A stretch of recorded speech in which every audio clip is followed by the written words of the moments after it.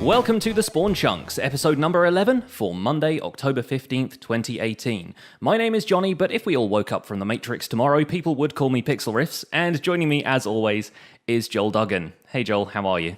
I am doing fantastic. It was a restful weekend for me, so I'm raring to go. Good to hear it, good to hear it. Not quite so restful for me, as people will know, but yeah, had a good time and ready to get back into talking about some Minecraft. And last week, we had our Wells Night interview, and we've seen the numbers from that at this point, and yeah, I kind of wanted to say a quick thank you. Maybe you can go into more detail about this, because you get the emails with all of our numbers and stuff, but listenership seems to be up. Yeah, I would say doubled. At least for the week that Wells Night was on. I'm sure in no small part because Wells Night was kind enough to mention being on the podcast. He was actually on a couple. I didn't realize he was on two podcasts within about a week of each other. Yeah.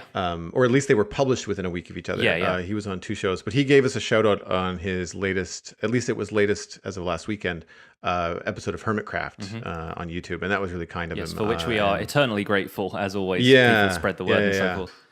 Yeah, and he took the time out of his day, even though he was feeling under the weather, to hang out. And I mean, I had a lot of fun on the episode, and we've had a lot of people drop us a line on Discord, Twitter. We've had a lot of emails, quite a few emails that have like a no reply necessary. Just wanted to say how much I liked the Wells episode. So really appreciate all those messages. It's fantastic that you folks are enjoying the show. Really awesome, yeah. And I've had a few people kind of chat to me in Discord and just say, you know, big score, like well done that you're getting people like Wells Night on the show already. So we hope going forward that we're going to be getting guests in hopefully on maybe like a monthly basis. If we can aim for that, that'd be fantastic, but no promises at this stage because obviously the people we're asking to share their time with us are quite busy people. It was pretty awesome that Wells wanted to drop in on the show, but yeah, no promises that we're going to be getting people like that all the time. Yeah. But and I think too that it's important that guests doesn't necessarily mean we stop everything and have an interview. It could very well just be more like a round table with, you know, a couple friends of ours talking about something that we think that they would have some input on, that sort of stuff. Absolutely. But as always, if you folks at home want us to like get a specific guest on, I know a lot of people are going to be like, get Mumbo Jumbo on, get Grian, and I'm like immediately going for the big people with the widest audience. But if there's a smaller content creator, but somebody who you think has a bit more kind of fun insight into a specific aspect of Minecraft, it would be amazing to hear from you. So drop us a line, as always, at thespawnchunks@gmail.com. But in the meantime, we've waffled enough about that. How about waffling a little more about what we've been doing in Minecraft this week? Why don't you kick us off, Joel? Where we're going, we need roads. I have been on a road tear. I had a couple of marathon streams over the last few weeks. I don't normally stream for more than a couple hours. I find that I get just kind of sick and not of Minecraft, but sitting in front of the computer for long periods. I tend to take breaks. For whatever reason, it's taken me a long time to adjust to streaming for long periods and realizing it's okay to stand up, put your screen on, be right back, and go take like 5 minutes to use the restroom, get a cup of coffee, etc. It does require a lot of stamina streaming in general. So I think that's and I do find that I want to stay in front of the computer longer. But I shouldn't. I was able to do a 3-hour, 4-hour stream because I had 3 breaks or more, and it was way more enjoyable. So I think that's going to be something I do on the regular. But the other reason I was doing it for that long is because I was taking care of those tasks that just take a lot of time. They're still fun, but they're the kind of things you just have to noodle with. So I was texturing the deck of the bridge under the inn. I was creating a path and kind of melding the bridge so it felt like it was more of the landscape. And then I started doing a new kind of path. So I haven't done many of these. Grass paths, something I have a terrible time saying. I've done enough of those around the meadows. For anybody that's watched any of my videos, they're everywhere. So I kind of got those down pat. They're also not very difficult. For this, I wanted to have different kinds of stones. I wanted to have it look kind of beaten up. I wanted to have it look interesting. So I was struggling with a few things. We had some back and forth on the chat. So I spent a long time working on this like gravel mossy cobble road with like pieces of grass sticking out of it. I really enjoyed it. It was a long stream, but it was really, really laid back. It's not what I would call like exciting Minecraft, but it allowed me to talk with the chat room, and I really have this I guess love of building paths and I try not to change the landscape. Like I try to like, oh, well, there's a hill here. So I either have to go over it or through it. Like I can't just mow it down and make a flat road because I find those really boring. Yeah. So I'm always challenging myself like, okay, do I want to do like slab steps? Do I want to do stairs? Do I want to do, is it going to be beaten up? Is it going to be pristine? So I'm trying to have this thing where you're on a path for so many blocks. I don't know what that block number is, but then after a while, there's an event, whether it's a bridge, a staircase or something that just kind of is like, okay, this is a point. This is a marker on the path that has some sort of significance visually. And then I'm trying to figure out like, well, what do I do in between? So I've got this other road and this bridge, and all of a sudden I'm down to the other end of the river. And I was like, wow, that didn't take, it didn't feel like 4 hours, but it was a lot of fun. And so that's basically what I've been doing.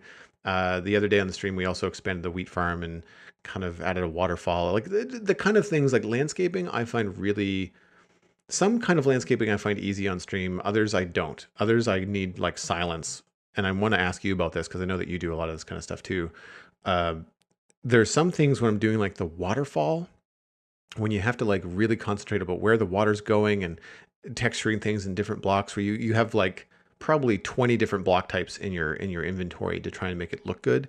I don't find I can stream with that very easily. I find I'm much more of a kickback and just kind of do that on my own time. Yeah. Whereas things like wheat fields, roads, stairs, like that kind of stuff, I feel like a little bit more adept at streaming. When you're doing landscaping, is it something that you can do live, or do you find that there are some tasks that you have to like give yourself just like some music in your headphones or silence or whatever? I think I'm the same as you. I think there's some things I can do on stream and some I can't. And I think it probably boils down to the amount of time I'm spending in my inventory looking through the different block types and so forth. Like, once I've got them out in the world, once I've got something in survival that I can middle click on to pull that block out of my inventory, I find that a lot more, for a start, as a viewer, I find it a lot more watchable. I don't want to see somebody menuing through stuff all day. I just want to see them actually doing what they want to be doing.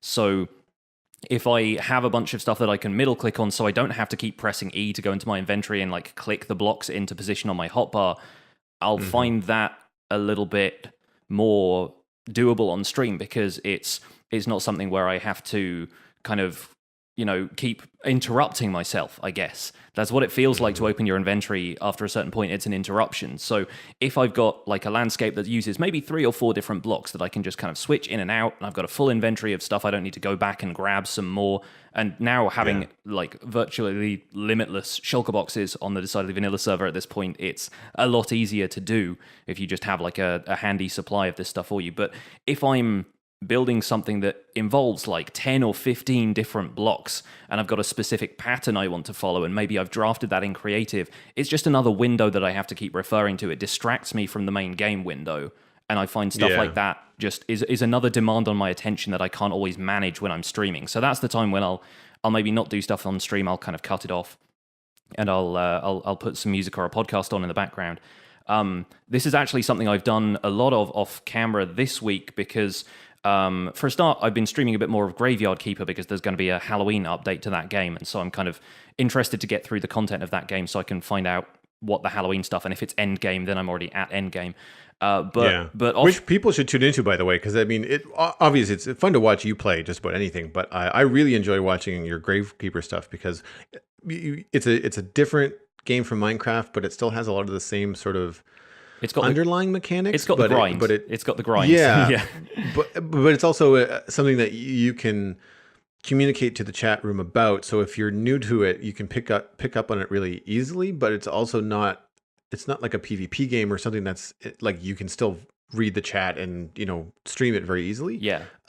It's also really pretty. Yes. So if you're looking for like a spooky pretty game, it's really fun. It's given me a lot of inspiration for Halloween builds in Minecraft as well, just like the kind of church architecture and all of the different graves and stuff. It's kind of fun. But yeah, it lacks, I think, the creative spirit. The thing that I really enjoy about Minecraft is just being able to build a ton of stuff, and the most Graveyard Keeper gives you is just, you've got to build a furnace. Now you have a couple of different locations where you can build that, but it's always going to look the same. You can't like add your own details around it and like shovel up dirt and use it to build stuff. It doesn't quite work that way. But the reason I've been playing Graveyard Keeper so much is because I've been building this giant cruise ship around my creeper farm, which I mentioned, I think, last week. and has been the subject of the latest episode of Decidedly Vanilla. And in that episode, I point out that I'm kind of spitballing this, I'm freestyling it in survival because it's such a large build that building it in creative would almost be meaningless. And would take too much time, and then I'd be like, well, I've now got to build all of that giant thing again in survival. Also because I like having the context of all the stuff that's already built in survival to inform like how big I want this thing to look. And if I'm like standing on the shoreline, if I can see the entire ship in front of me, or if it's too far away, or if it's, on the flip side, it's way too close and I'm just looking at this wall of white concrete. I think I've got it looking pretty good now. The episode is out, and it's just the hull and the deck. But it is huge, and I could not have shaped the front of it on a stream because I would get frustrated with it. There were certain moments in that where I just stepped back and looked at it and went, that looks entirely wrong. I'm not a shipbuilder in Minecraft. I don't have the kind of know-how for that kind of stuff. I've only ever built 1 or 2 ships at all. So it was a new experience to me, and it was not something I was confident doing in front of an audience because partly to kind of not to draw back the curtain about as far as my building skills go, I am far from perfect. I like people to assume that I'm an incredibly talented builder and I get everything right first time, but when a lot of trial and error goes into something, I find that difficult to keep up on stream. So aside from that, in the Minecraft survival guide, I've been focusing on much more basic concepts because obviously we're only a few episodes into that, really. It's on episode sort of 14 or 15 at this stage. So I've just introduced my survival guide viewers to the concept of a nether hub, and linking up portals and working out portal coordinates to kind of link them up in the overworld. And also we did an episode just about fishing, which was really nice. It's kind of fun to get out, and I went out to a swamp that borders on an ocean biome, so there were dolphins kind of swimming in the background and live fish, and I was like, well, you can scoop up fish in buckets now, or you can just kill them with a sword. And also there's all of these fishing mechanics and stuff. So I feel like my Minecraft activity this week has actually been quite varied, even though the bulk of it has just been spent building this entire thing entirely out of white concrete, which is a very monotonous experience. That would be a fun idea to go and use for a stream if you wanted. Like if you're, there's a divide, I think, in some of the communities about like AFK fishing versus, traditional fishing, etc. And it would be cool to do fishing as intended in Minecraft on stream if the idea of it was to be more engaged with the stream audience and just kind of see what you get. Just kind of go through the motions and kind of like explore fishing to its maximum while on stream. I think that would be a really chill way. You could something that take your stream audience on a fishing trip. Yeah. Because I want to watch that survival guide for fishing. Because I know the basics, but I haven't really gotten into it as much as I should. And one of the things that we have one. Not Heart of the Sea, conduit. Yeah. We have one conduit near our coral reef, thanks to MattCast, who has an AFK fish farm. But we don't have many of those, and I'd like to try and build one myself and see what I can do with it and all that kind of stuff. Mm-hmm. And to do that, I think I'd like to try and get the Nautilus shells the way that the game intends, just to kind of figure out how hard that really is, Yeah. And I think the first, I've not used an AFK fish farm at all on Decidedly Vanilla, not because I'm, opposed to it in any way, but just because I quite like interacting with fishing, and it's something I do in the early game to get like a decent supply of food and stuff like that. And I got all of my Nautilus shells the first time that way, and it took a while. They are quite rare as far as fishing goes. I think I maybe got a couple from Drowned who spawned holding them as well, so that's part of it. But yeah, I quite enjoy fishing. It's not too difficult to fish compared to other games which have like slightly more complex fishing mini games required to fish things up. Like the fishing in Stardew Valley comes to mind, and that's a fishing mechanic that completely polarizes people, because once you've caught the fish, once you kind of right click to be like, okay, I'm reeling this one in, there's a whole separate minigame that starts. And to some people it's intuitive and you kind of know what you're doing, and to other people it just, it puts them off fishing entirely, and they install a mod that means they have one click fishing instead. But Minecraft, it's a nice balance. I feel like most of the fishing in Minecraft, almost analogous to fishing in real life, is just kind of about waiting and then seeing what bites the hook. I think too that with Update Aquatic, if you're out fishing, you can find places and be places that are quite picturesque. Whereas before you'd be looking at like, gravel on the bottom of the ocean going like, all right, well, this is really dumb. Yeah. At least you can look at seagrass swaying back and forth. There might be dolphins popping by, like you said. Like there's even just the schools of fish. Like previous to 1.13, there was no fish swimming around. Yeah. You would catch fish out of nowhere. Yeah. And I always thought that was really weird. But now, like even just kind of zoning out and watching a school of cod swim around would be fine. It's like a screensaver at that point. It's like the old school like fish tank Yeah, the screensavers aquariums, fish tank. Yeah. from the 90s. Nice. So we've actually had a little bit of news this week with regards to new stuff coming to the game. The stuff that we started to touch on last week with Wells about new slabs, stairs, walls, that kind of thing. But we actually have a look at some of these blocks. Some of the blocks themselves have been confirmed. And we know that the 40 new blocks is actually comprised of 14 new stairs, 14 new slabs, and 12 new walls. You've been compiling basically a list of the tweets related to this, so those are hopefully going to all end up in the show notes. So yes, yeah, we've had a mixture of that from Dinnerbone and Lady Agnes. So what do you think the highlights of that are? Well, I think the highlights are yet to come. And you and I had a Discord conversation about this kind of over the weekend, and I found myself finding it difficult to articulate why I'm just not that excited about You this feel stuff. a little bit underwhelmed by the whole thing? Yeah, and it's because like they're releasing stuff quite quickly. Like it's like, hey, this is done, and it feels like, wait a minute, like they're talking about this like it was the easy. Like they're not saying it was easy. But the rate at which they're sharing this stuff, they're just like, bam, done. And it's like, if this was so easy, how come it's taken this long to get them in the game? And I understand the whole flattening and some of the things that happened with 1.13. Like I realized there was some technical stuff behind the scenes that made it very difficult up to this point to have stairs and slabs and walls. But if that was fixed with 1.13, how were these things not implemented months ago when we had 1.13 released? Like they're not new textures. They're not new materials. It's granite, granite, diorite, andesite. None of which are really exciting to build with the exception of andesite. I'm excited for andesite stairs. Like I think that'll be cool. I think for me, what it boils down to is these things feel like stuff that should have been in the game already, and that's why I'm not jumping up and down elated that they're coming. It's just like, well, okay, it's awesome. Like I'm struggle to find use for them in my head. I'm also looking at things like the walls and thinking like, here's an opportunity for the shape of the wall to change with different materials like brick or granite. It's like I don't necessarily want it to be something that would not be Minecrafty. Like simple is fine. The way that walls function is great. You don't want to change the function of them either because they're used in so many like redstone builds and water contraptions and things like that to redirect stuff. Like there's a function that has to be maintained.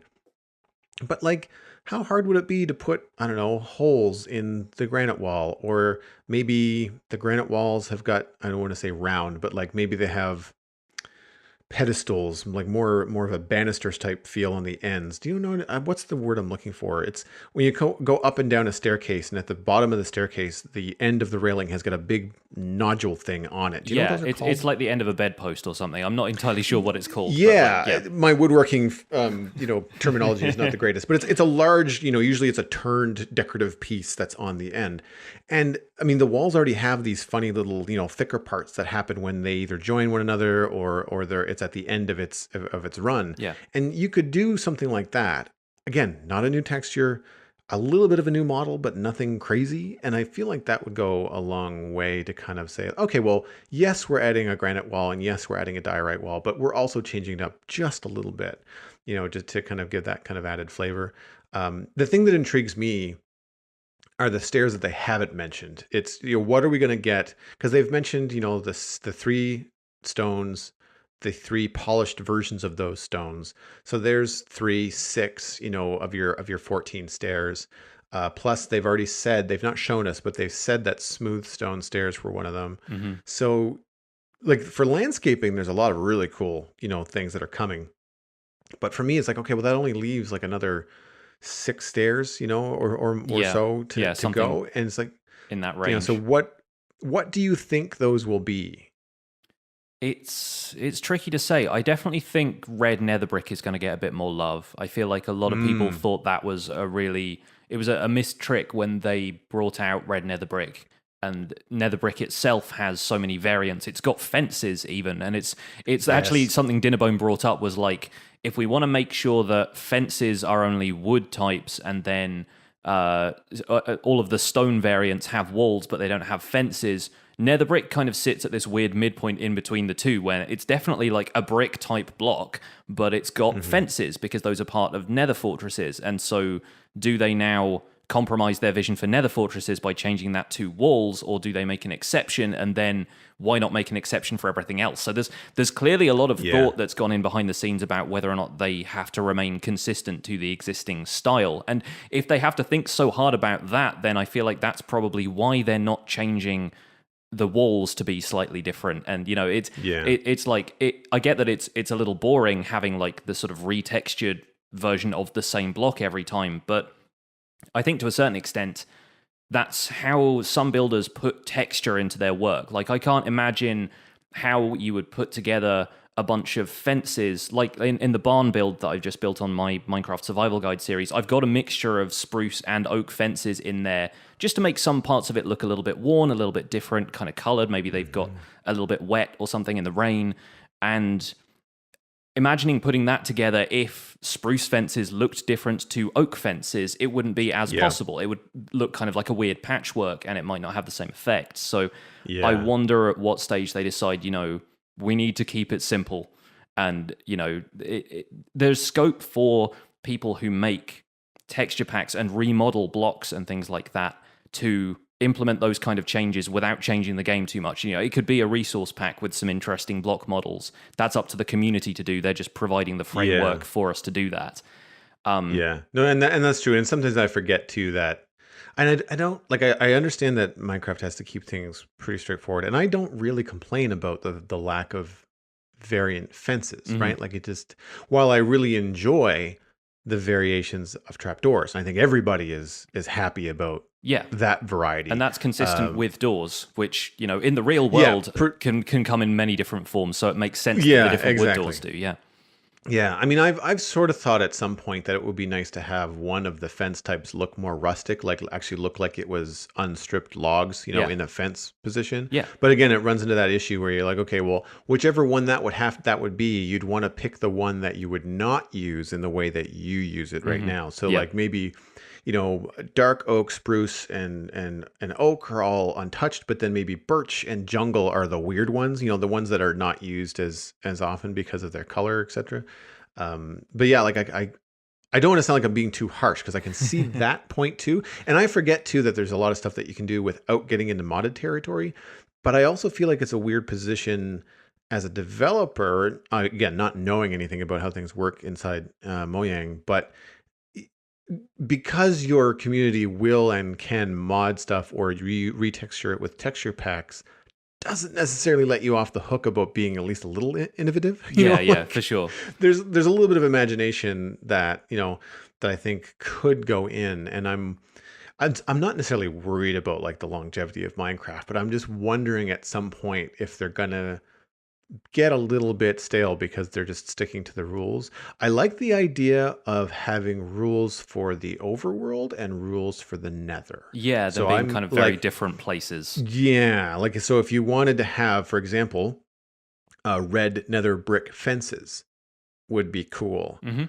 And have that be the only stone fences that you can get have to be nether resources, Yeah. versus overworld, all of your stones are going to be walls, all your woods are going to be fences, et cetera, et cetera. So yeah, I like that idea. The other thing that I think we should touch on is the confusion behind the we'll say versions that we've been humming and hawing about, Yes. and the release dates. So it's nice to get some clarity on this, thanks to Dinnerbone. It's kind of, yeah, something I've hoped we would get correction on at some point. So there's not actually going to be an update before the holidays for Java Edition. This was the mistake I made when watching that coverage, was assuming that because we just had a segment where two Bedrock devs were talking about Bedrock, when Jeb and Agnes came on stage, they were just going to be talking about Java. That was not the case. They were talking about the creative vision for Minecraft as a whole. So like all of Minecraft was getting these updates, and the plan, which wasn't clear. Yes, no, it wasn't particularly clear. It wasn't particularly well communicated, and that's something I think people are giving them a lot of feedback on. So I don't want to dwell on it too much. But yeah, there is now a bit of a joke about, Mojang, tell us about an update, but it's always kind of poorly communicated. It's just become a bit of a community meme at this stage. But yeah, there is not going to be a holiday update for Java Edition, and people again have been calling it a holiday update like it's the name of the update. There really isn't a name for it. That's only coming to Bedrock platforms because their updates work better kind of in stages.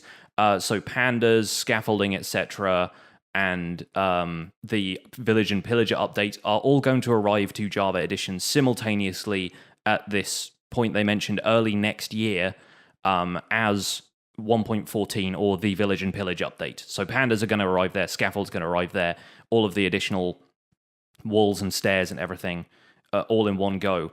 Bedrock is getting that earlier. So the holiday update for Bedrock is going to have pandas and scaffolding and so forth, and then they're going to get all of the villager updates later.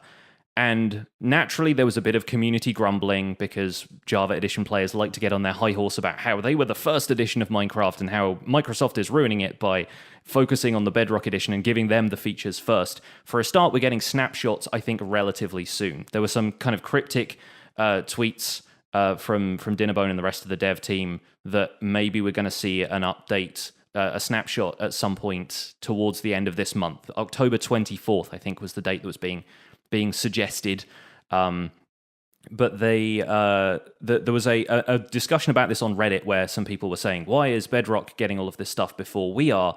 And I noticed a comment in that thread which was not a source from within the dev team, but sounded very reasonable. So I want to read that. This is from a user by the name of 15 Redstones, who said that they actually split the features they develop across the two teams now, because Bedrock has now reached kind of, roughly speaking, feature parity with Java. They're actually able to develop new features for both editions, but develop them separately, so it splits the work between the two. So the Bedrock team is responsible for implementing cats, pandas, scaffolding, and so forth, everything that's coming in that kind of update. And that gets ported over to Java later. Similarly, the Java team is working on the Village and Pillage update, so pillagers and, new villager AI, new outfits, diorite slabs and stairs and whatnot, and those are going to be ported to Bedrock for their second update. So, it makes sense that they are updating Bedrock in stages, and Java is going to get everything kind of all at once, because the features aren't being developed on both platforms simultaneously, because that would basically mean twice as much work for everybody. It seems reasonable to me. Yeah, I mean, it makes sense in that way. I didn't catch the tweet. Did they specifically say that this new stones, slabs, and stairs are going to be part of the 1.14 for Java in the new year? I think that's okay. Being planned for 1.14. I'm pretty sure Dinnerbone has confirmed that. And yeah, it makes sense that him being one of the primary Java devs, then he's been tweeting prominently about that, while members of the other kind of the Bedrock team have been tweeting more about pandas and scaffolding and things. It's kind of, it makes a little bit more sense when you parse it that way. Yeah, the reason why I'm asking is because things like the villager update, the pandas and scaffolding, like the stuff that has new mechanics and stuff. Wow, I just said stuff a lot of times in that sentence. The blocks and items in the game that have functionality and AI and stuff like that makes sense to have it delayed until the new year and just have it all done at once. Yes. Things like stairs and walls, to me at this point, feel like they could be a 1.13. whatever update. Yeah. But it doesn't sound like if they're not talking about them, it doesn't mean we're not getting them. But it does not sound like we're getting a 0.14 1 or point 2 or anything like that. It sounds like the next one is just going to be 1.14. Yeah, which is kind of a disappointment when you consider that they've also been working on performance updates, which would really benefit the community now. We've heard enough about how laggy COD make the world that, yeah, it would be kind of nice to get stuff like that fixed sooner. But if they think that 1.14, the Village and Pillage update, whatever you want to call it, is coming soon enough that we're going to be able to hold out for that, then sure, I'll play a slightly laggier version of Minecraft for a few more months if it means all of the features kind of get developed sooner and then we get that update sooner with all of the content as well, rather than just waiting on a technical update that doesn't really have any new additions. And yes, you could add stairs and slabs and so forth in there, but when it comes to the point whatever updates, so 1.13.2 would be the next one, they only typically have bug fixes. I think the only one that I can think of in recent times that's had anything significant added to it was in, I think, 1.11, where they added the ability to boost Elytra using fireworks, which wasn't a feature of Elytra, but kind of became obvious that that was going to be the best way to do things because players were shooting themselves with punch bows in order to get higher up into the sky, and they didn't want the barrier to entry for flying to be, how accurately can you shoot yourself with a bow. So that's the only time I remember them really adding anything significant in a kind of incremental 0.1 update to a version that was already kind of a full release. I think in terms of holding the content back, they want to save that for 1.14. Makes sense. In a way, it's a bit of a shame, but we're not the ones in charge, and yeah, hopefully that stuff will come around and won't have as many delays in it as the update Aquatic did. So we will hopefully get it at the time they've promised it. I mean, I'm looking forward to snapshots. Like, I think that's the other thing too, is that we are going to at least see this kind of stuff. Having a longer delay in its release does mean that the community is going to have an opportunity to check out the snapshot, give some feedback, hopefully craft things a little bit in the future. The one question before we move on, because we've got some chunk mail that I want to read. When Mojang releases information like a potential snapshot on the 24th, which they did in kind of we'll say a cute kind of picture of a whiteboard with some sticky notes and stuff on it. Would you prefer it if they just said, hey, we're pretty sure that the next snapshot is coming out on October 24th, more to come in the next few weeks as we get closer to that? Or would you prefer this kind of like single photo, one of the devs looking at, staged in a photo looking at a whiteboard, and the community then having to guess and parse what is coming and what is the significance of it? I think because it's close enough to Minecon, they're still in that kind of hype building mode where cryptic tweets and images and stuff like that seem to be the way they want to communicate things. And also, maybe if for whatever reason that snapshot gets delayed, people can't be too disappointed because they can be like, oh, it was just kind of a fun picture kind of thing to keep you guys guessing. And yes, by now we've sort of worked out what that is. But if they promise us a hard date in writing, then the community is going to come down on them a lot harder for that than they are if they just kind of post a cute picture. Personally, my approach, I would appreciate like actual verbal communication, but I don't mean that to be kind of, grumpy about it. But in the past, that has very much been their approach. Like once snapshots are rolling out, you get Dinnerbone on Twitter regularly saying, sorry, no snapshot today. We're trying to come up with this and that for it. It'll come out on Friday, or it'll have to wait until next week. So I think with Minecon having still been only a couple of weeks ago, they're still in that mode where they're like, we want to communicate things in a fun way because this is still fun for everybody. And then when it stops becoming fun for everybody, that's when they actually bring out the hard facts and say, no, this is when it's going to happen. Yeah, the reason why I bring it up is, for me, I'm okay with either way, with the one caveat that this way does sort of breed more misinformation as people start bandying about ideas and speculation in forums like Reddit and Twitter. But they make the mistake of stating it matter of factly. I've seen it in YouTube videos. I've seen it all over the place where people are very specifically talking about, versions of Minecraft that have not been mentioned, or dates or ideas that are just like, no, this is speculation, but you and your language, because you're, just a Minecraft player. And I don't mean that in a small way. I'm just saying, like, you're not part of a PR team of a company, but because you're stating this matter of factly, it's a symptom of the internet at large. And then those things get steamrolled through. And then there's all this confusion when you go looking for stuff. You're like, well, I don't know which end is up because there's all this stuff that just seems to be very matter of fact information, but you really kind of have to dig back to the source to find out whether or not they said anything. And I think that some of that could be cleared up with, as you said, if the devs are tweeting or informing the community saying like, oh, okay, well, this is delayed this week. We were hoping to have it on the 24th, or even if they don't promise, it's like, hey, we're shooting for the 24th, or we have a new one that's going to come in the next 2 weeks, we hope. Like stuff like that is clear enough to say like, yeah, it'll be done when it's done, but hey, it's coming soon. Like that kind of stuff. I would be happier with it, with I think that kind of information. There have been announcements in the past that they've even made almost like in puzzle form, as like almost like an ARG kind of level puzzle, where Dinnerbone will he'll post like a screenshot or an image that's like basically a vertical line of single pixels, and then when you rearrange those into horizontal lines, they turn out as an image, and it's an image of somebody flying using elytra, and that's how we find out elytra are being added.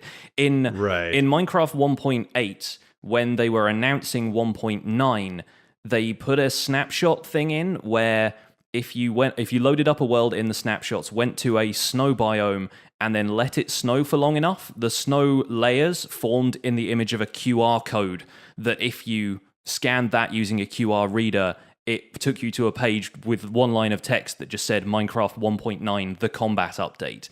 So in terms of like how cryptic they can get about this, they can get very cryptic. It becomes like a treasure hunt at that stage. But yeah. I feel like this is a kind of middle ground between, you know, they want to introduce like fun stuff like that to kind of keep the community guessing, stuff that like little Easter eggs and things, but they also want to have some sort of straightforward announcement about when things are going to happen. It's kind of, they're caught between the two. One of the images that Lady Agnes posted, actually, a Twitter user sent it back to her and circled what they thought was the edge of a berry bush in a taiga biome. Mm-hmm. And I don't know whether it was intentionally put there or whether it was just this teeny tiny little sliver of a bush that showed up that someone caught. And she acknowledged it and said, like, you are really observant. Yeah. She didn't say yes or no, but she kind of like, oh yeah, that looks like something, doesn't it? It could be a mistake. It could be intentional, but it's one of those things you're just kind of like, just show a berry bush. Like, I don't, it's one of those things that I can understand the buzz that it creates. Like I get that part of it, but. Anyway, we should get on to the chunk mail because it actually ties right into our main discussion this week. This particular piece of mail is from Dosage, or as I like to call him, Dosage. Dosage. I guess I shouldn't speculate as to which way it goes, just because Minecraft handles are so neutral. Yeah. Dosage. The sage who do. Yeah. I think Dosage just sounds like a French, Bond villain. Yeah, absolutely. Mustache twirling and all. Yeah, precisely. Hey guys, love your podcast. I wanted to share a bug with you. In Realms, blazes have an issue where their ranged attack can go and do a few things. It can kill you instantly. It can instantly destroy your armor, give you the effects of a golden apple, weird, or repair your armor, helpful, but also weird. 50% of the time I get shot by a blaze, one or multiple of these effects happen, which completely scares me off venturing into the Nether. I'd love to hear you guys talk about going into the Nether early game and late game. What gear do you always bring? Always listening. Dosage. Let me preface this discussion by saying that I hadn't heard about this Realms bug before, and that is pretty buck wild for a thing to happen in this video game. Like, a blaze shoots you and it gives you golden apple, like regen and saturation effects. How does that happen? Like, what line of code? Who crossed the streams in behind the scenes that somehow that... I also want to know if this is Java Realms or Bedrock Realms, because Bedrock is the Wild West as far as I'm concerned. There's some crazy stuff that happens in there and very strange behaviors. I wonder if you can still block it with a shield, is my first question. Like, does the shield then instantly get destroyed by a blaze fireball or what? I don't know, but yeah, frankly, having read this, it was I'm scared to go into the Nether now. I wouldn't. It's like, do you put your shield up or do you stick your chest out? Like, repair my armor, please. and just hope as well. The element of hope that goes into it is crazy. But how about you kick us off? What do you do? How do you plan for going into the Nether for the first time? So this took a little bit of thought on my behalf because the Citadel has been up for well over a year, and on top of it being a long time since my first adventure in the Nether, I've also not really been building in the Nether very much at all in the last 6 months or more. Yeah, yeah. So going back, I think that I usually have a really good bow, the best bow that I can muster. If you don't have infinity, you want to bring at least 2 stacks of arrows. Or as many arrows as you can, because you're going to be dealing with ghasts. You're potentially going to be dealing with blazes. Yeah. And there are things that you can't always get close enough to hit with a sword, or sometimes want to get close enough to. Iron gear. If you can enchant it with feather falling, awesome. Maybe fire resist or projectile protection. Blast protection if you're thinking about ghasts, maybe, but I'd say projectile protection just because of blazes and stuff like that. Why iron? Because if you lose it all in lava, then it's not the end of the world. Yeah. You've not just lost, half of your diamond stash. Like 28 diamonds or however many total goes into a suit of armor. It's a lot to lose.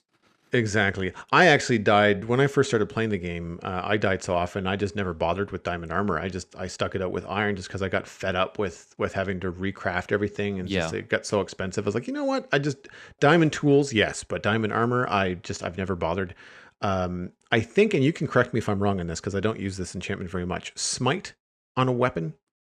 Would that be good against like wither skeletons and stuff like that? It's for undead mobs, so I don't think blazes count in that. I don't think blazes are technically undead, but zombie pigmen it's very good at. If you have Smite 5 on an axe, I think an iron or better axe will one-shot a zombie pigman, especially if you get a crit. So on those rare occasions when you just want a pigman out of the way and you don't want to wake up all of the others, then Smite is really useful for that. You can just take out a pigman pretty easily. Nice. So that kind of rounds out your, I guess, offense, defense stuff. For utilities, I would say a Silk Touch pick. I mean, obviously, you could bring another pick if you wanted to, but I find that Silk Touch is better for when you do find Nether Quartz. You're going to want to use a Fortune pick on it later anyway.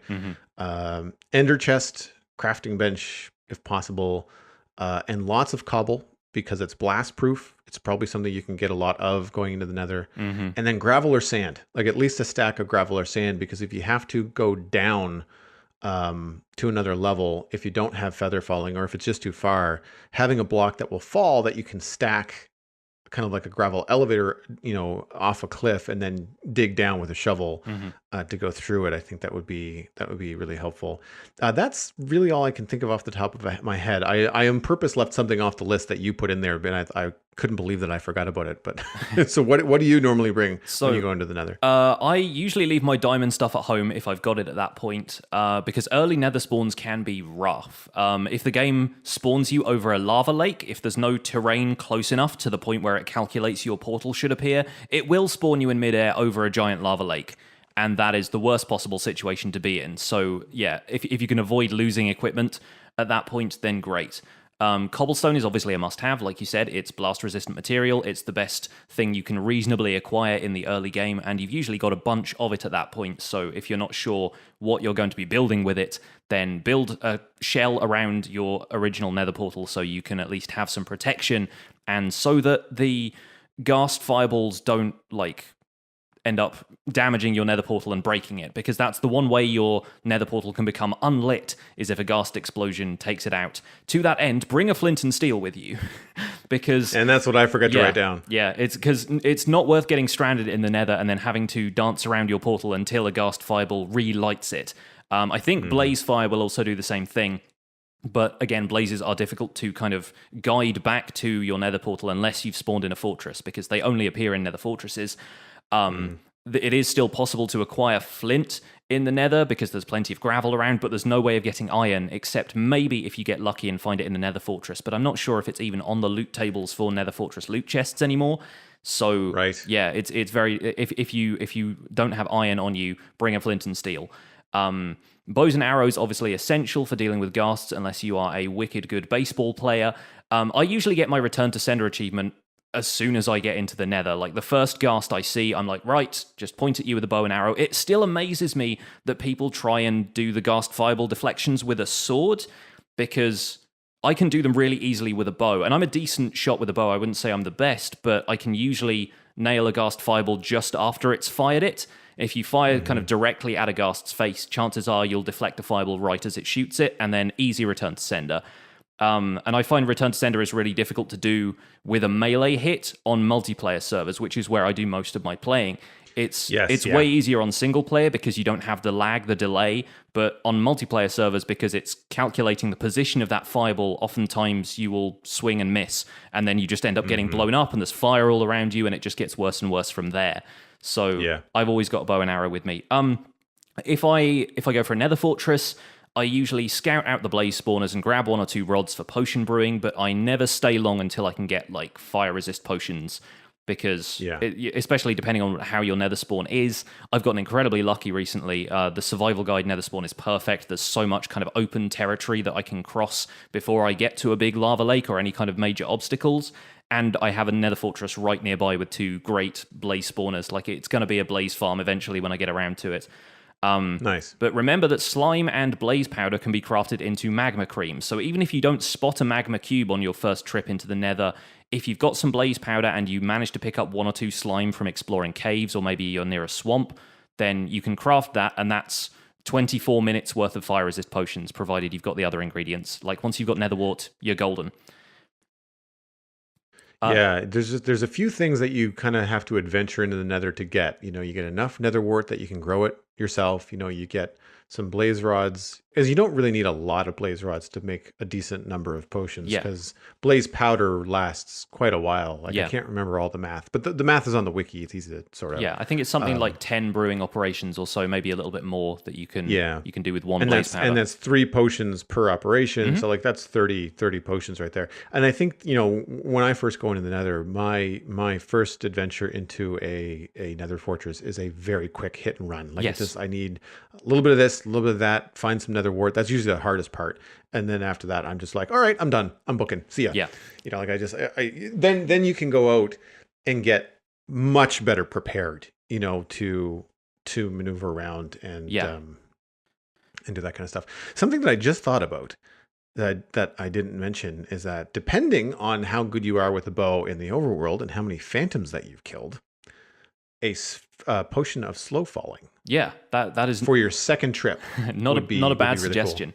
Cool. And especially considering that slow falling and elytra work so well with each other. If you're in late game and you're exploring the nether with elytra and you're prone to, run into stuff frequently, and you're worried about falling out of the sky, it might save your bacon. So I recommend experimenting a little bit with that stuff. And in late game, I'm usually a bit more cavalier when I'm exploring the nether. I'll fly around with elytra, I'll throw an ender pearl or 2. I'll bring my diamond armor and my diamond tools at that stage, because I don't really want to end up anywhere else without them. And if I get unlucky and lose it, I can always make more. But yeah, I don't tend to fall in lava all the time when I'm exploring the nether. I'm usually pretty cautious. Occasionally, I make the fatal mistake of assuming when I've taken a fire resist potion, that makes me invulnerable. They don't protect you from fall damage. So, like you say, with the slow falling potion, probably a good idea. But on occasion, I have ender pearled a long distance, only to find that I've ended up against a wall and there's like a 50 block drop below me.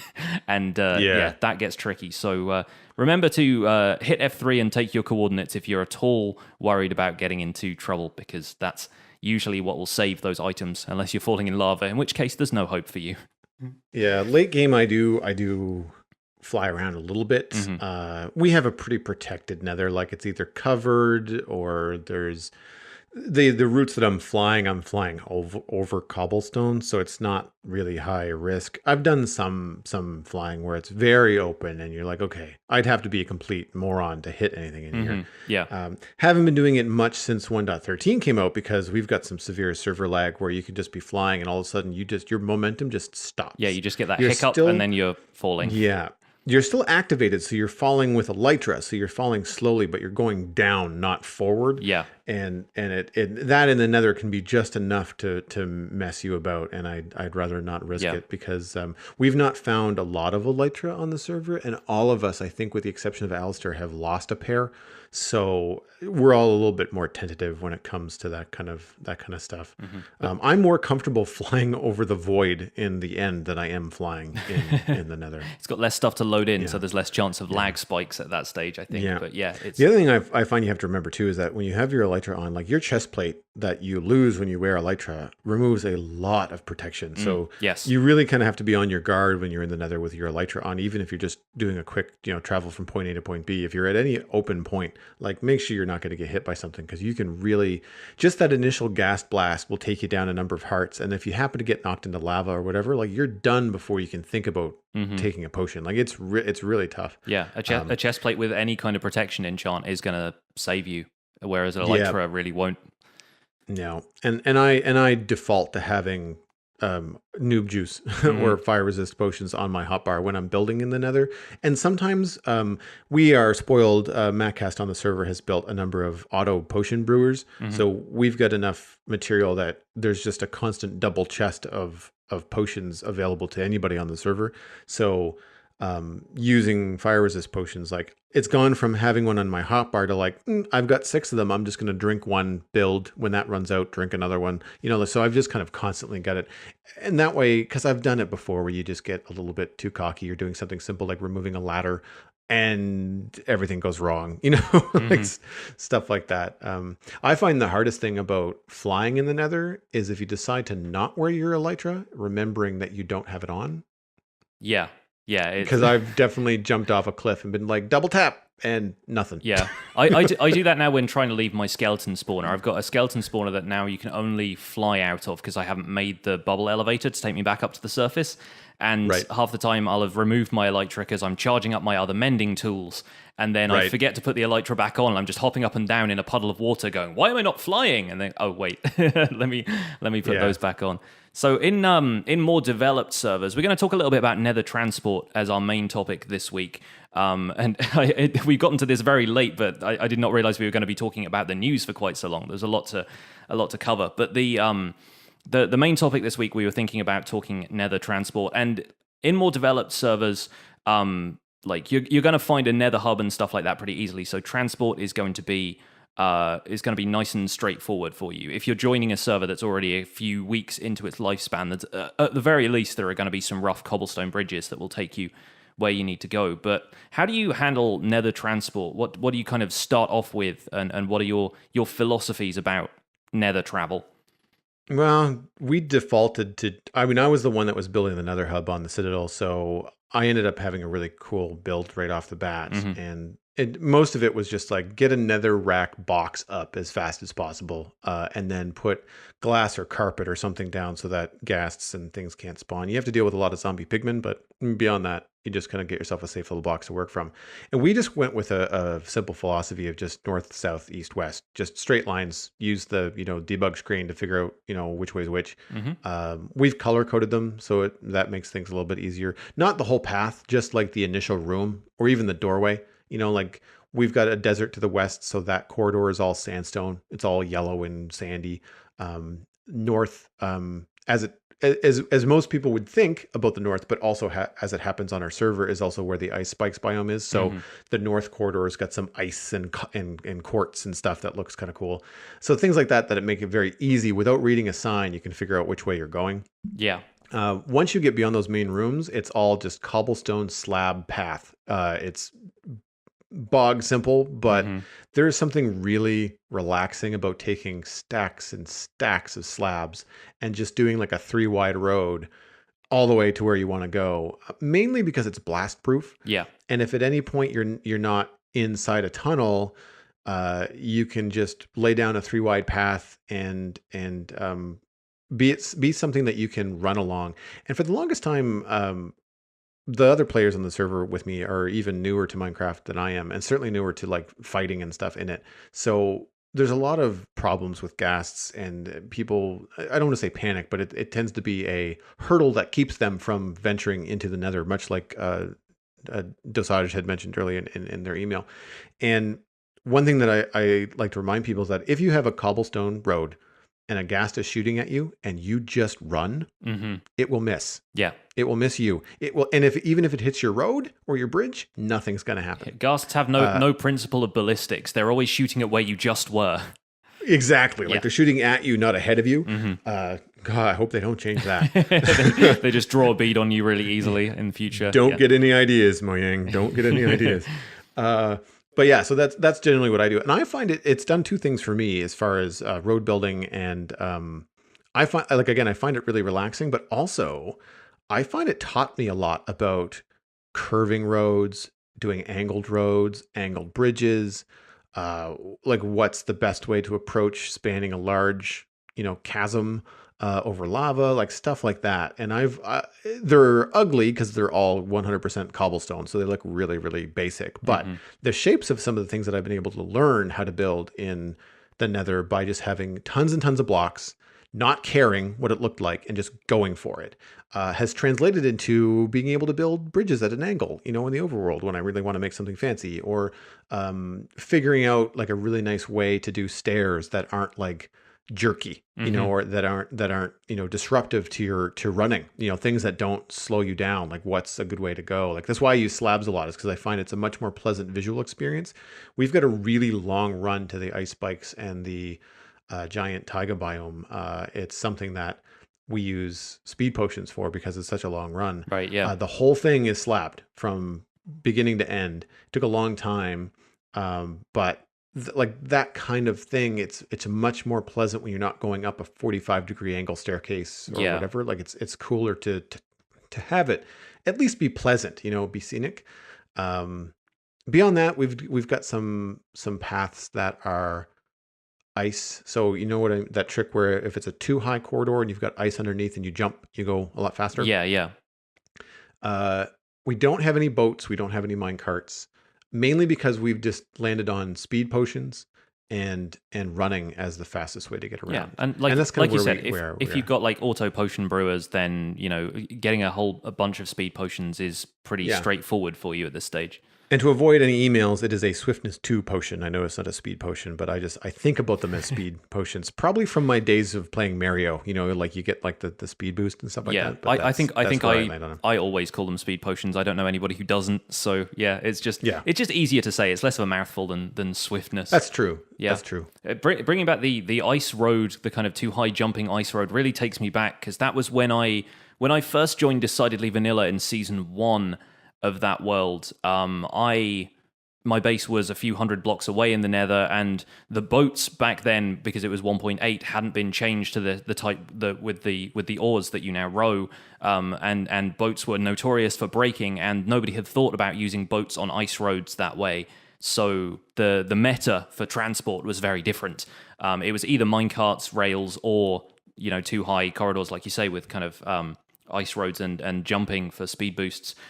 So I did that when I first set up my kind of tunnel in that Nether hub, and it was already an established Nether hub. There were already tons of corridors and stuff coming off of it, so I feel like I had quite an easy Nether experience, like in my first time in multiplayer.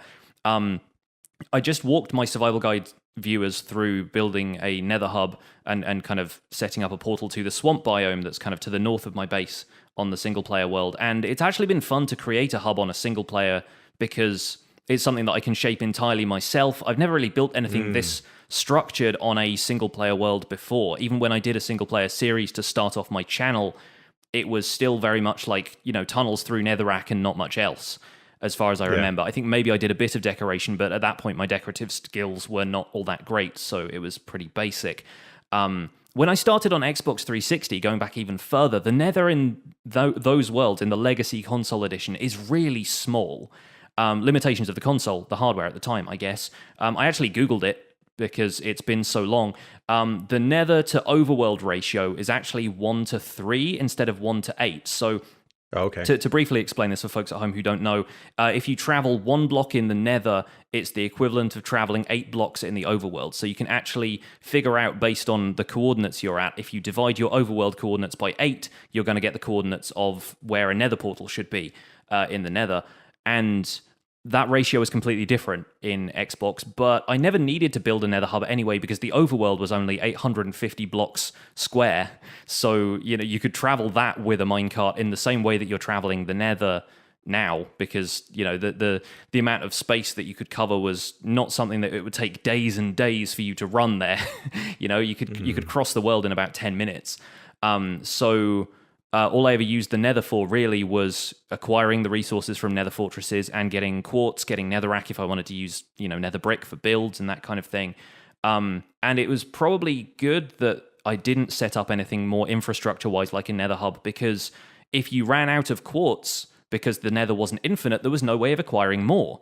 So you had to reset the Nether. There was actually a menu option to do that on the Xbox 360 version. I think partly because people had updated their worlds from times when Nether fortresses wouldn't generate, and because the Nether wasn't infinite in that version and you couldn't just explore further away to find Nether fortresses, Right. when they added them into the game, people asked for the option to just reset the Nether so they could then find, the fortresses and Nether wart and brew potions and fight blazes and that kind of thing. So it was possible to just completely reset the Nether, which I did over and over again because I wanted to do a big build with quartz, and I had mined out so much of the Nether that I just thought, well, I'll reset it to get the stuff that I already know where it is. When I moved to Java, obviously completely different experience, infinite Nether, and the hubs were well established, but then obviously when we reset the decidedly vanilla server and did a season 2, I ended up being a bit more involved in the making of a Nether hub. And at that point, I think that was around the time 1.9 came around. It might have been a little bit later 1.9 came out, but I've never really got on board with the meta of having boat paths with ice. Like, for whatever reason, I rarely factor that into my designs for Nether hubs unless they're really long tunnels. Like if you're going thousands of blocks out to get to a very far-flung biome for whatever reason. Ice paths are really glitchy right now as well. 1.13 seems to have introduced a couple of bugs whereby people will glitch through the floor and potentially fall into lava or from a great height. The ice paths also don't look particularly attractive to me. Especially now they've got blue ice. Blue ice is such a high contrast block compared to netherrack and the rest of the stuff that you typically find in the Nether. Yeah. So it's kind of a sacrifice of function for form, really. Like, I like to decorate my Nether hub tunnels, and a lot of the time now, I mean, we were talking about flying around with Elytra earlier. Give me tunnels that I can fly down, especially now I have a gunpowder farm, and I think I'm a lot happier with that. Yeah, I've definitely started on some things where I want to make some of our tunnels larger and round, and make them more tubular so that they're, probably like 7 or 9 blocks in diameter so that you can fly around without too much trouble. And then not have to worry at all about ghasts or falling or anything like that. Like, just have a simple tube. I think the challenge, in terms of function over fashion is difficult because, like, to make something that looks good around ice, you want to decorate the entire tunnel. So cover up all the netherrack and pick blocks that look good with ice. But then you run into the problem of like, well, if I'm using ice, it's probably a really long tunnel. Do I really want to decorate a really long tunnel? Yes, and also that introduces problems with lighting, especially if you're using regular ice, because then that all disappears because water doesn't get placed in the Nether, and if you light anything too close to ice. This is actually something I did on the old DV server. I set up a minecart rail to an ice spikes biome. It was super far away, and so the Nether tunnel was decorated with like snow and ice and like blue and white glass, and I really liked doing that, but because I wanted it to be lit up, I had to be super careful about where I placed ice or snow layers, otherwise they would just be gone next time somebody wanted to go through it, and there'd be all this netherrack that you could see. So yeah, it was a really long project and ultimately not that great. Like, I mean, it's the kind of thing that I was really proud of at the time, but now I feel like I could have done that a little bit better. But it was a matter of the amount of time I could spend on it and who was going to be using it, because people so rarely wanted to get out to the ice spikes at that point. Yeah, my first Nether hub on my single player world that I developed was a lot smaller. Like, I didn't really have an idea of how large, the game was and where I needed to go for certain things. And I had done minecarts because I thought that's what you were supposed to do, and it allowed me to hit travel and then go get a cup of coffee or whatever and come back. And for whatever reason, I never stuck with it, and we didn't apply that to the Citadel, even though the tunnels in my single player world were maybe 100 blocks, like it was barely worth putting in a minecart. Whereas now we've got like our shortest Nether tunnel is like 400 blocks, you know, like it's, and I run it regularly because it's the desertness where you need glass and you get sand for glass and gravel and all that kind of stuff. So for that, like I wonder why, and you can maybe shed some light on this. I wonder why minecarts are not used more often, because they are, to my knowledge, the only real AFK travel Yeah. that you can do. Yeah, that's definitely the case. And DV had a Nether hub last season, which included a station that had minecart rails leading to significant locations, and it was all set up. Oh, I remember that. Yeah, it was all set up by KB, and he put it there so you could just press a button and then catch a minecart from the same place, and whichever button you pressed kind of activated a specific line that you could go down, and like changed kind of like the way that rails can be affected by redstone current to point a different way if they're a curved rail. Right. And that would direct you down which way you wanted to go. It was a very good system. And yeah, I feel like that's the kind of thing I would personally avoid, because I don't know, minecarts, they're slower than the other forms of transport that we have available to us right now if we're going for absolute kind of speed as the priority.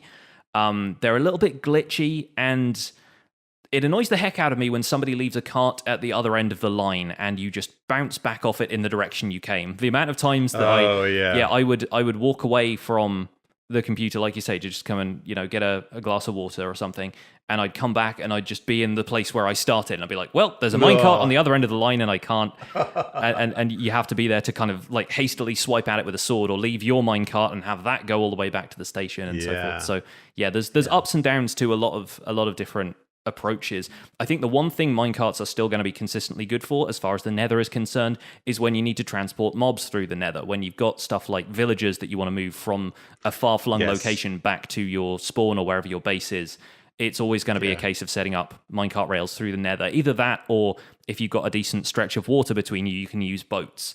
But if you're going over land, obviously boats aren't going to be the best idea for that. Yeah. So yeah, the Nether is villager transport hub for the most part. But yeah, even that is a bit of a risky proposition, and usually involves mutilating whatever Nether hub you've made just so you can lay down minecart rails. And I feel like that might be a good idea for whenever I get around to restarting a world or doing something new, is putting in minecart rails down your tunnels, not for you, but for the eventual inevitability of transporting villagers either back to your home base or from your home base to a new build or something. Yeah. And so that, because I've done it, I've done the whole minecart, you know, transport villager thing, but it's always like a one wide nether rack, you know, stream with bricks on the top of it, just because it's easy to tear down. It's temporary. It hovers like, you know, 2 or 3 blocks above the ground. You're always worried about ghasts when you're into open areas, and having something that would be permanently like kind of like a gutter on the side of your nether hub, you know, to always be able to move villagers or mobs or stuff around wouldn't be so bad. Like that would be, you know, really quite useful. I think this thing that I struggle with is like, unless you have an iron farm, then long minecart rails are not going to be really possible. Yeah. And unless you're one of those people who likes being able to duplicate minecart rails, which is cheating, and we do not support that here at the Spawn Shops. No. Well, I'm talking about, you know, vanilla game, game rules, etc. But yeah, like I find that for me, it's the getting in and out of things that I find, even though it may be faster in a boat, I just find it just a pain in the butt. I'd rather be able to get to where I'm going and just basically run straight into the Nether portal and be out the other side, and not have to worry about, did the minecart get broken and disappear? You know, are we running out of minecarts? You know, did I break the boat? Do I have to take the boat with me? Do I have to get out of the boat? Yeah. Like all that kind of stuff. Like if I've just got a swiftness 2 potion on me and I'm traveling down these tunnels, yes, I have to sit at the computer to do it. But at least it's just a what's the word, obstruction free zone. Like you go out the portal and you just start running, and then you get to where you're going and you're done. And I'm curious as to, I know that they dropped a little bit of a hint in Minecon Earth about redoing minecarts because they're not happy with them. And if there is ever a point where minecarts become faster, become a more reliable way of travel, you know, if they change the way that they work in terms of like, you know, not bouncing off one another, or like stuff like that, then I feel like it could be really fun to add minecart stuff. We have a few things that are really far away that I think would be worth putting in like an AFK AFK travel part. Well, Alistair on the server had built a subway station, like a little underground to the Dartmouth Meadows, and he did a really cool trick where instead of breaking the minecart to get you out of it, the minecart actually ejects you first. Yeah. And then it goes through a little hole in the wall and it gets broken later. And it's really reliable. I mean, the tricky part is running out of minecarts or having more at one end of the tunnel than not. He built it, I think, before we had an iron farm, so like it was really resource heavy for him. Yeah. But I find it works quite well. As long as it's loaded up with minecarts, totally fine. You know, like there's not an issue with it. And I think that that's the kind of thing that I would want to implement. I think the best thing about all of this discussion is that there are so many different approaches. Like, as with anything in Minecraft, there's no sort of hard and fast rules about how you need to do something, or even at this stage, like an established, like, you do it this way. Like, as with stuff like iron farms, for example, there are only maybe 2 or 3 or 4 designs out there that people will use regularly, whereas nether hubs can be vast and varied things, which are limited really only by players' creativity. And that's the thing that really appeals to me about this game in general. And hopefully you folks at home can share us some of the stuff that you do in the Nether. If you're setting up a Nether hub, or if you just want to talk about how to get around, you can always email the show and let us know. It'd be really cool to hear your thoughts. But that is going to bring to a close this episode of The Spawn Chunks. You can find out more information about the show and links to some of the things we talked about at thespawnchunks.com. The music for the show was composed by me, and the full version of the song is now part of our $5 per show reward on Patreon. The Spawn Chunks is proud to be a listener-supported podcast, and with your help, we can continue to produce, evolve, and expand the show. You can visit patreon.com/thespawnchunks to join the community, where pledging at any level will get you to an invite to our patrons-only Discord chat, and we're working on other rewards like an MP3 download of the theme song. So yeah, right now I think we are still sitting at $29 per show, which is fantastic. We would love it to be more. We'd love to welcome more people into the Discord.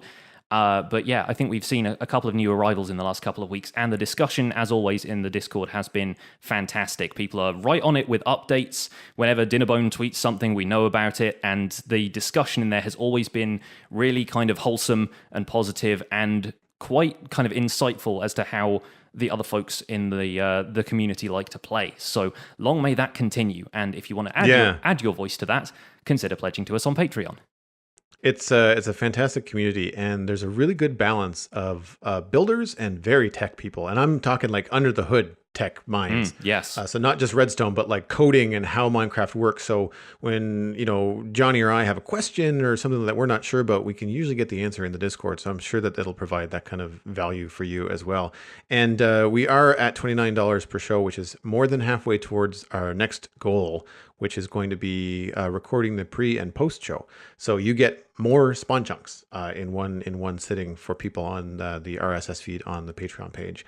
And while you're out there on the internet, you can also spread word about the show quite easily on social media. You can follow us at The Spawn Chunks on Twitter and Instagram. You can also use hashtags like Minecraft Podcast and The Spawn Chunks when you share that. Another great way is just telling people about it. If you've got friends that you hang out with on a regular basis, server mates, that you want to tell the show about, if you stream and you want to talk about the show, all of it is very welcome. At this stage in the game, even though we're just passing, 10, 11 episodes, still spreading the word about the show is the best way to bring in new listeners. Recommendations are usually a great way to do that. iTunes reviews, iTunes reviews would be fantastic. Would love to read more of those on the show. So if you feel like leaving an iTunes review, and if you've done that, let us know on Twitter, because I can only see the iTunes store in the UK. Joel can only see the iTunes store in Canada, and combing all of the different regional stores is a little bit difficult for us. So if you want to kind of copy us in, send us a screenshot, whatever, would be fantastic to hear from you on that score. Yeah, a screenshot at thespawnchunks@gmail.com would be an excellent way to give us a heads up that you've done that. The Spawn Chunks is available by name on iTunes, Google Play, Google Podcasts, and Stitcher. As I mentioned, there is an RSS feed in the Spawn Chunks Patreon as well as on the website. Still working on Spotify. We will keep you guys updated as that progresses.